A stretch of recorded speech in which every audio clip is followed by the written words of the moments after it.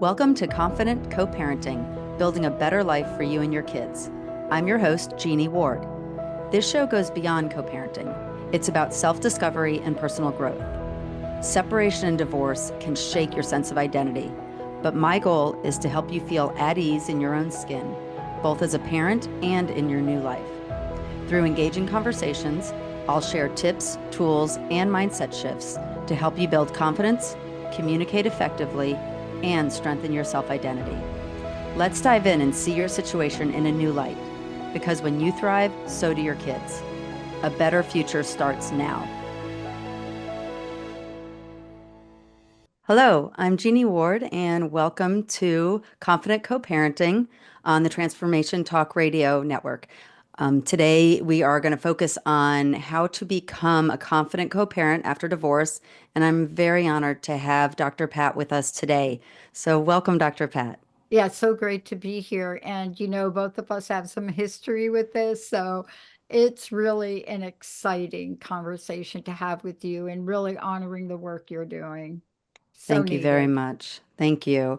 And the journey to becoming a confident co-parent is a tough one. It can be long, and there are many steps along the way of which we move through a lot of emotions, from starting usually around anger and confusion and leading hopefully to the space of calm and connection with ourselves and our kids, and sometimes even our ex.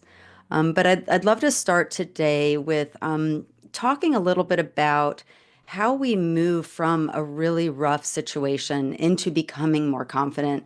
And Dr. Pat, I think you have such an amazing experience with this because you grew up in an environment that was really challenging, and there were just all these different experiences Hmm. and blending, and the parent parental blending, and just a lot of challenging situations where you came out of it with grace and success.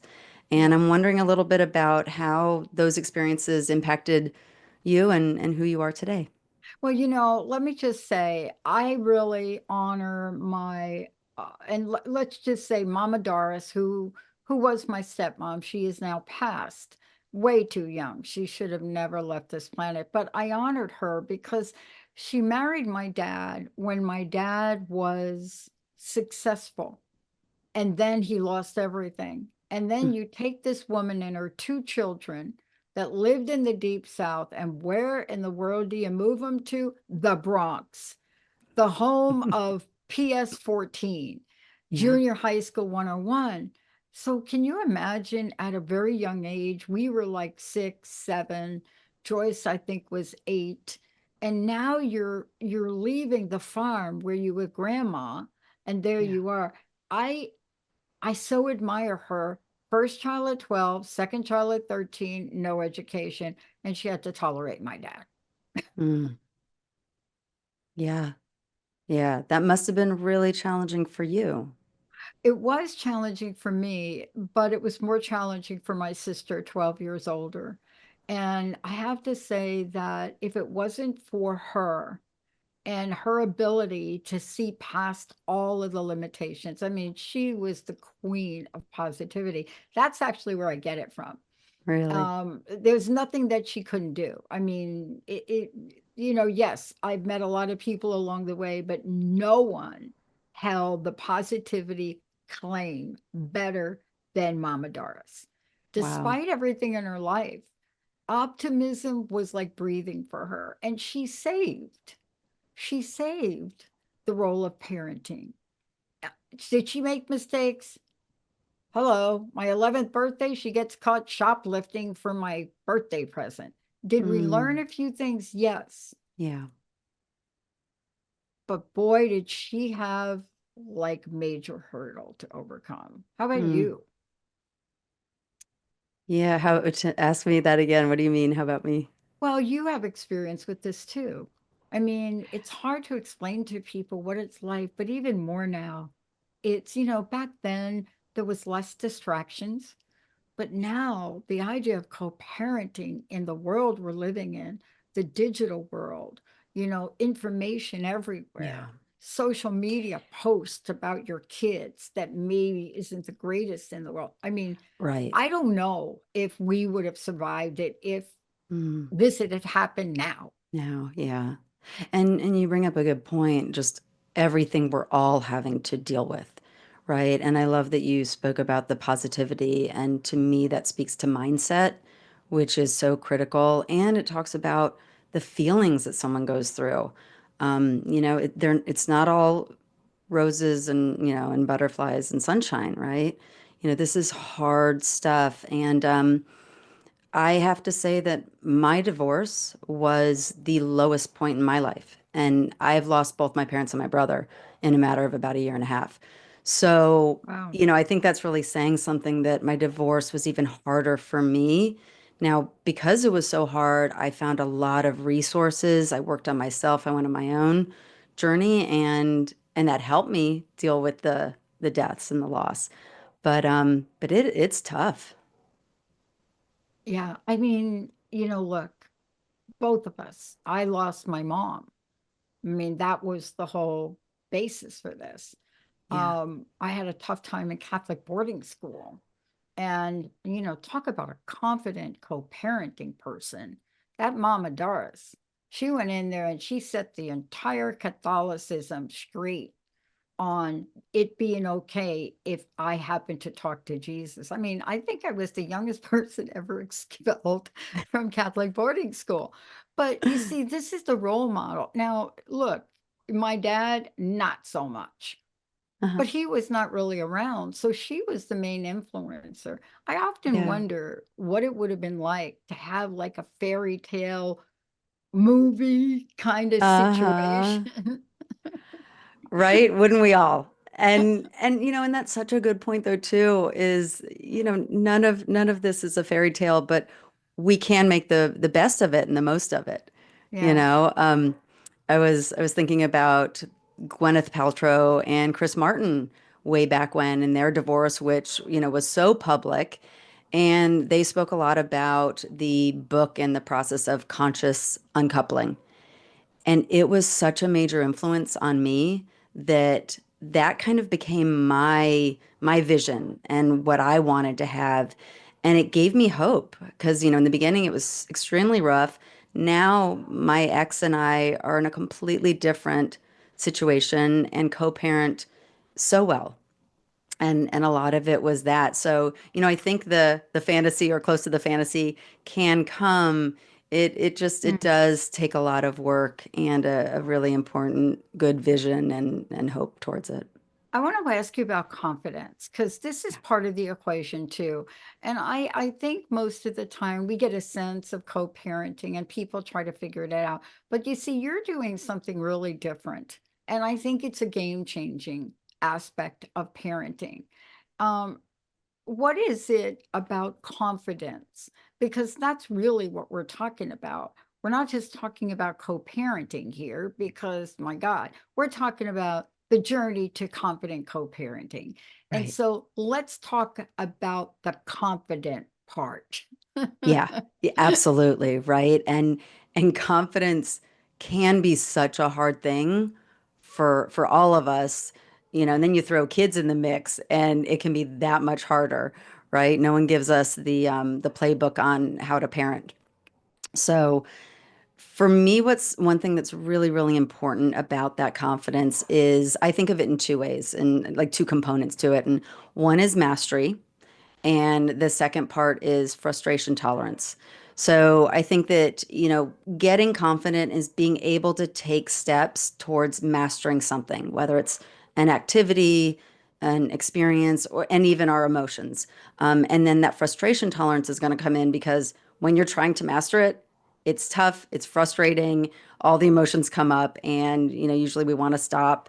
Sometimes we do, sometimes we push through and make it there. And the one example that I was thinking about with this is it's a more tangible one, and it's learning a new skill. So when I was young, in my hometown, we had a kids circus, and I got to be in it, and I rode the unicycle. At Wow. first, though, I didn't know how to ride the unicycle, and I would I would sit on it and had one foot on one pedal and couldn't even get my other foot on the other pedal. And and that was weeks and weeks of trying to master that. And then finally I was able to figure out, okay, if I stand and hold on to a wall, I can then do that. And then, a few weeks after that, I figured out, you know, luckily my parents actually had this narrow hallway and they were, you know, nice enough to let me practice in the hallway where I was able to hold on to the two walls.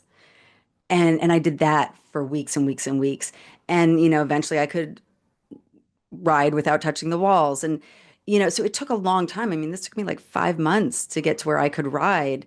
And it was really hard and frustrating. And I was able, because I had the desire of wanting to be in the show and ride the unicycle in the show, that helped me deal with the frustration as I went through. So, and I think this applies to emotions, to everything that, as long as we can deal with the struggle of it, we can get there.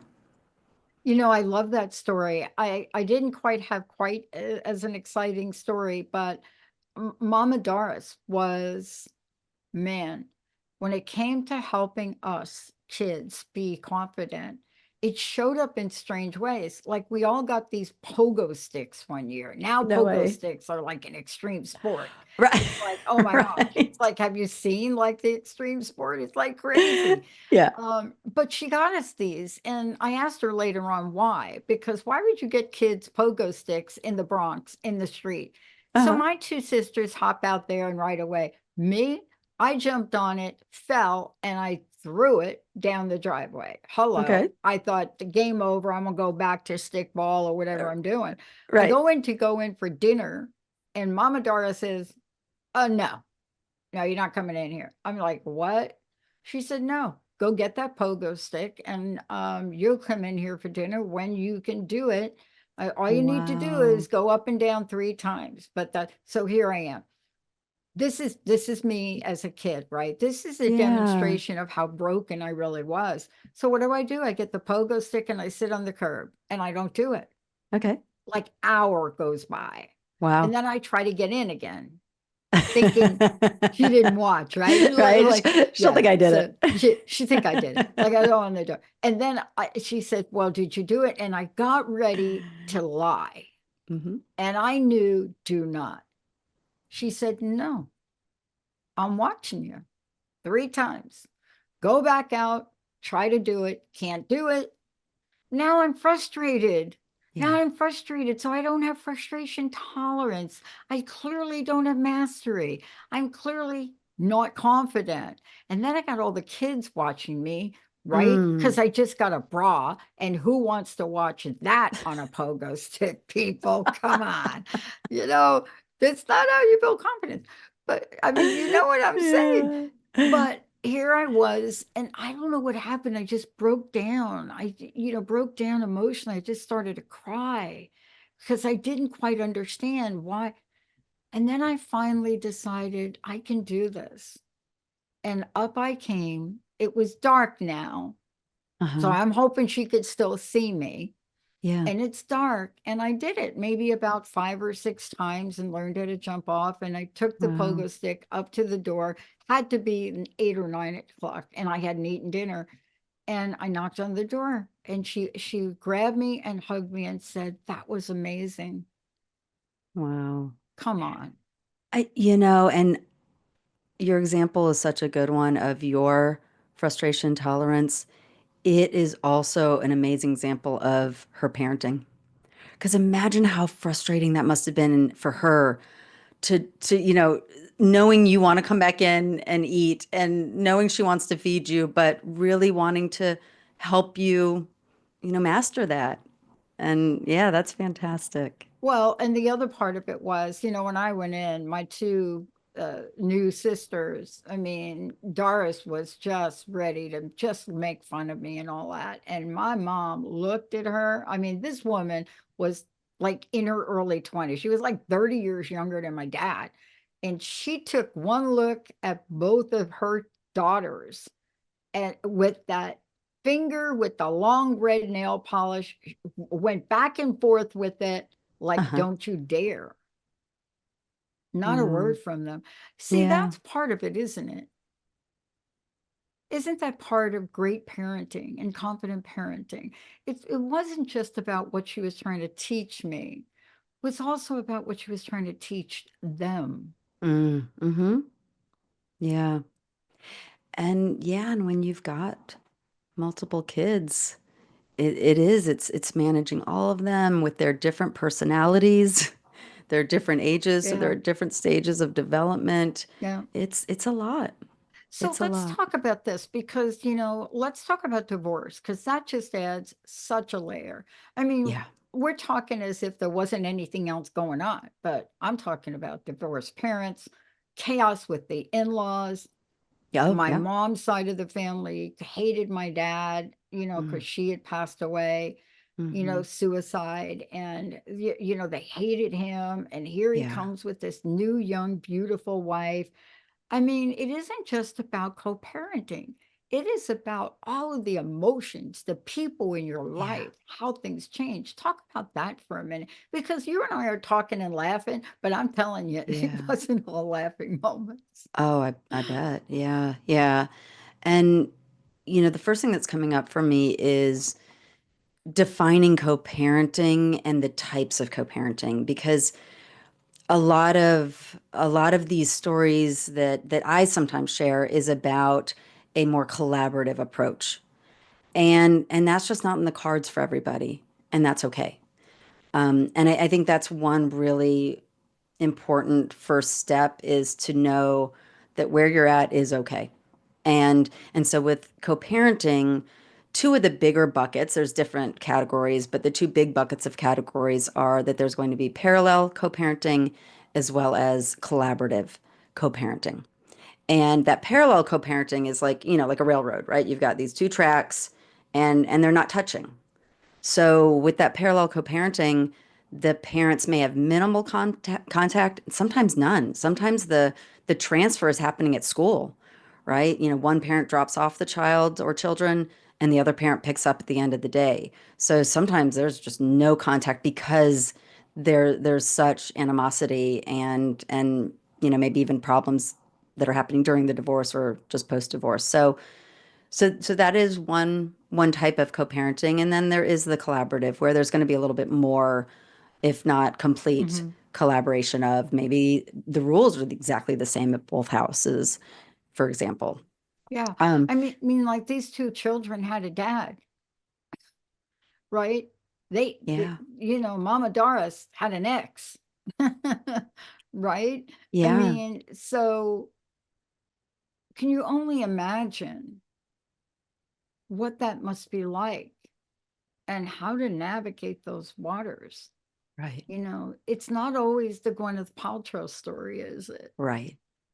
Exactly, exactly. And again, why I say it's okay where you're at, right? Because that's how we move past where we're at is to get comfortable with it, accept it, because then we're accepting ourselves, which again then leads you to being more confident and comfortable, and then you can move on. So, this is part of what you do to help people. This is basically now we're coming in, right? And let's talk about this. Bad feelings. Hello. Anger, Hmm. right? What do Yeah, we do when we hold on to it? yeah, Is it possible to even let go of it?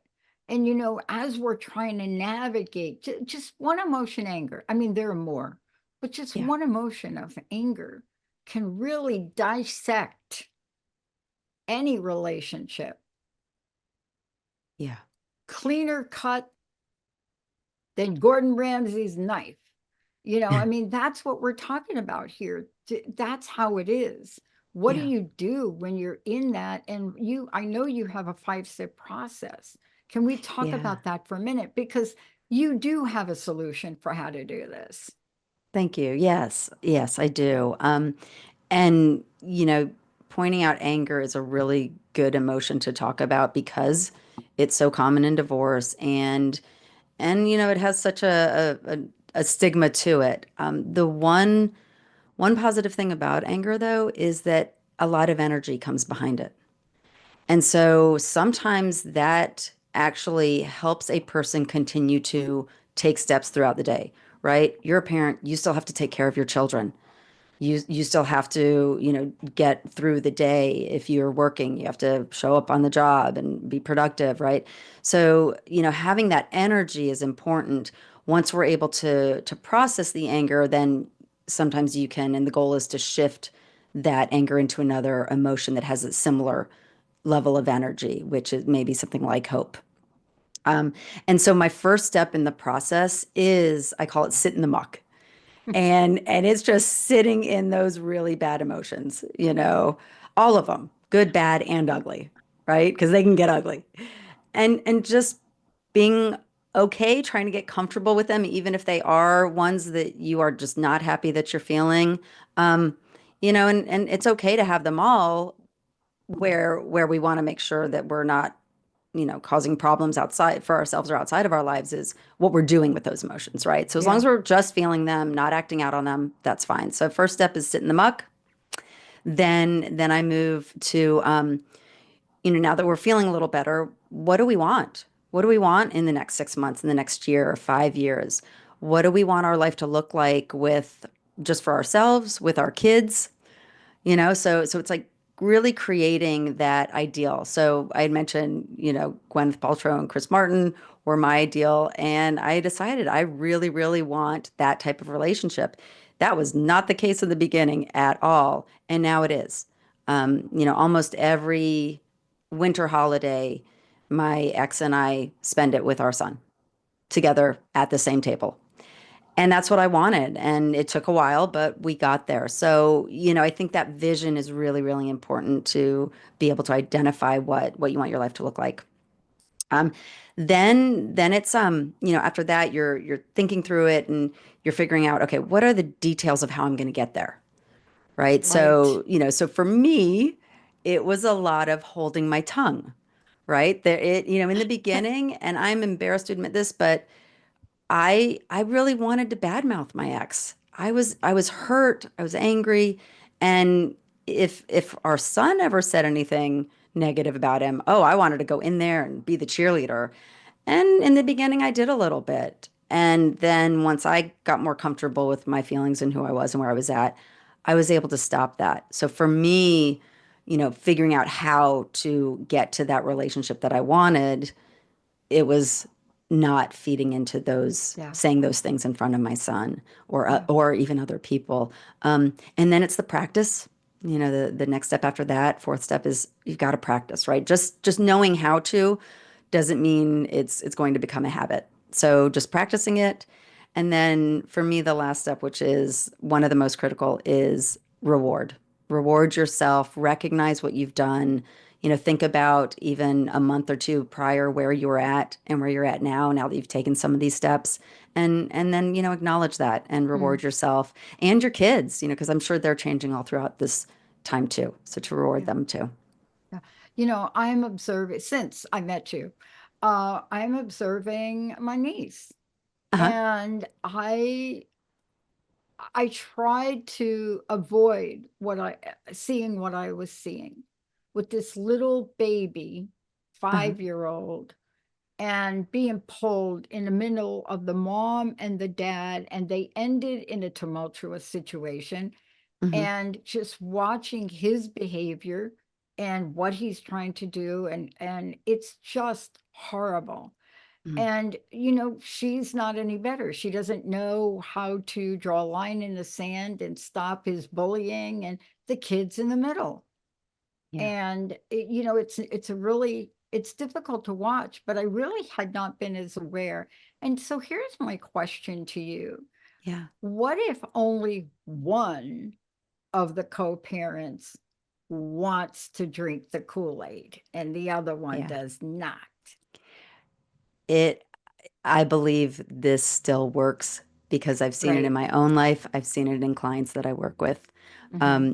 One thing that recently happened was that my ex started doing things that I had worked really hard for myself to do. So, for example, when I was saying how, I really tried to Yeah. stop saying negative things, and I also tried to just be more in the moment. And if we were on a phone call and I was annoyed, in the past, I'd lash out at him, you're being mean, or you're being controlling, right? And then I was finally, after a time, I was able to either say, well, when I hear that, I feel insignificant, or, et cetera, Yeah. right? So I'm not blaming anymore. Or sometimes I just wouldn't say anything, or just say, oh, I've got to go. And then maybe I'd get to the point where I was being able to be a little more honest. And I'd say, you know what? Um, you know, that that's not something I want to talk about right now. Let's table it. Well, he did that to me not too long ago. And I was actually really happy and proud that he was able to do that. There was something I had done that upset him. And he said, you know what? I'm feeling a little triggered right now. Let's talk about it later. And and this is not things that he had ever done or said in the past. So, I think that it was just the experiences that we're having. We're all humans, and we model after people, Yeah. right? And our kids are always modeling us. So yeah, so I think just with one person changing, it can absolutely change those around you. I love that. I mean, this is really what we're talking about. And let's talk about coaching for a minute, Yeah. because I don't want to say most, but let's just say a large amount of parents or co-parents, when you say the word therapy, Hmm. they literally want to come at you with a sharp object. And so part of this, though, is you don't need to do it alone. And that's why I'm thinking of my niece to get a hold of you, because a lot of times it's like, well, he won't do it, then I won't do it. So let's Yeah. talk about coaching, and what is it that you can tell people about what you do to help heal Yeah. the past? Thank you. Yeah, no, I love talking about this, because therapy is so important as well, Yes, it is. and they just serve different purposes. So therapy is really helpful in digging in a little bit more, identifying what has happened in the past and how that's affecting your life now, looking more at the subconscious, unconscious experiences of a human. With coaching, what we're doing is we're looking at the here and now, and then saying, how is that going to impact where I want to be in the future? So, where am I Mm-hmm. now? Where do I want to be? And then how do I get there? And then we Mm, start looking at all of the things that the person can do and explore to get to where they want to be. yeah, Um, so that's the biggest difference. And a lot of times a coach can also be an accountability partner. exactly. And yeah, and it helps when you have that external support, and yeah, and just helps you get through it. I love my coaches. Yeah, because they know, like if they know I'm having like a not great day, I'll get a text message, "Don't you dare cancel our session." Because they know what Right, you're gonna right. do. And the Yep. therapist, my therapist would just say when I was in therapy, because I'm a recovering addict and alcoholic, so a Uh-huh. lot of therapy. But my therapist would say, "Sure, don't show up. You get charged double," and that would get me right to the office. There you But go. in the end, what you're doing is you're helping build confidence in people and as co-parents. Yeah. Jeannie, what is the best way for people to find out more about you? Yes. So my website is www.confidentcoparenting.com. And there's information about me, about how to reach out to me, as well as some giveaways and additional information, of which you can Mhm. also find on the show here, some of that information about giveaways.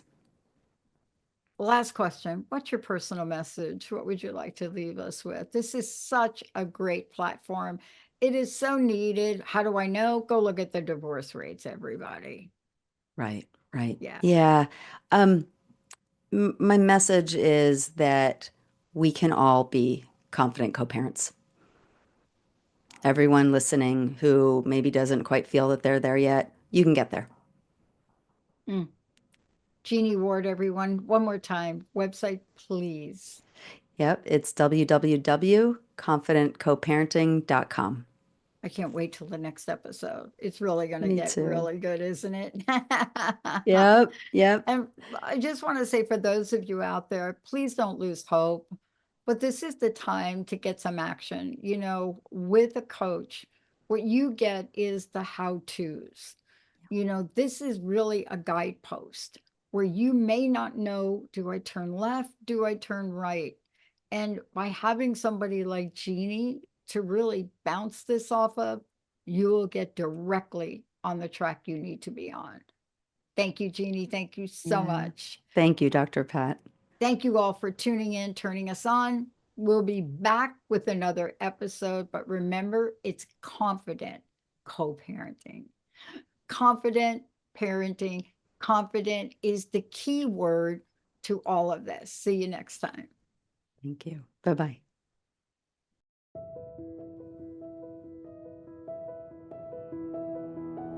You've been listening to Confident Coparenting. Join me, Jeanne Ward, every second Wednesday at 12 p.m. Pacific on Transformation Talk Radio for more insights and practical strategies to support your co-parenting journey. Let's keep the conversation going. Connect with me on social media, subscribe to the podcast, and share it with those who could benefit. And if you or someone you know needs support, coaching can make all the difference. Visit confidentcoparenting.com to learn more. See you next time.